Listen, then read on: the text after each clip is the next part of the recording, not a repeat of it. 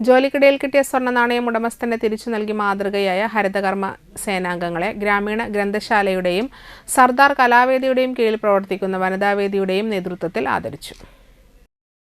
ഹരിതകർമ്മസേന അംഗങ്ങളായ ഗീത ഉണ്ണികൃഷ്ണൻ, ജിനു വിജേഷ് എന്നിവരെയാണ് ഗ്രന്ഥശാലയിൽ വെച്ച് അനുമോദിച്ചത്. ഗ്രന്ഥശാല secretary P V Dileep Kumar അനുമോദന സദസ്സ് ഉദ്ഘാടനം ചെയ്തു. വനിതാവേദി പ്രസിഡന്റ് ഗീത ദിലീപ് അധ്യക്ഷത വഹിച്ചു.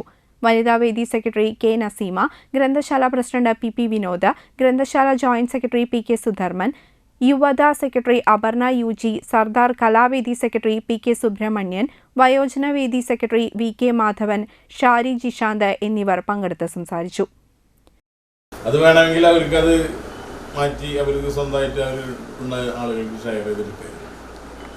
എത്ര കുറവ് തൂക്കുള്ളതായാലും ഇപ്പോൾ സ്വർണ്ണത്തിന് ഭയങ്കര വില. അതിനൊന്നും നിൽക്കാതെ അവരുടെ ആത്മാർത്ഥത പുലർത്തിക്കൊണ്ട് പരമനസാക്ഷിക്കനുസരിച്ചത് ഉത്തരവാദിത്തപ്പെട്ട സ്ഥലത്ത് പഞ്ചായത്തിൽ ഏൽപ്പിക്കുകയും പഞ്ചായത്തിൽ വെച്ച് അത് ഉടമസ്ഥനെ ഏൽപ്പിക്കുകയും ചെയ്തു. ആദ്യമായി അവരെ അതിനുവേണ്ടി ഈ ഗ്രന്ഥശാലയുടെയും അതുപോലെ തന്നെ വനിതാവേദിയുടെ അഭിനന്ദനം അർപ്പിക്കുകയാണ്.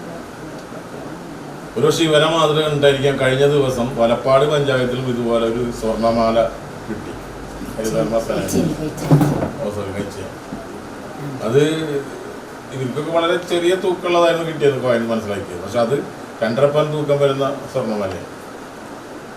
അതും അവർ ആത്മാർത്ഥമായി യഥാർത്ഥ ഉടമസ്ഥന് തിരിച്ചേൽപ്പിക്കുകയാണ് ചെയ്തത്.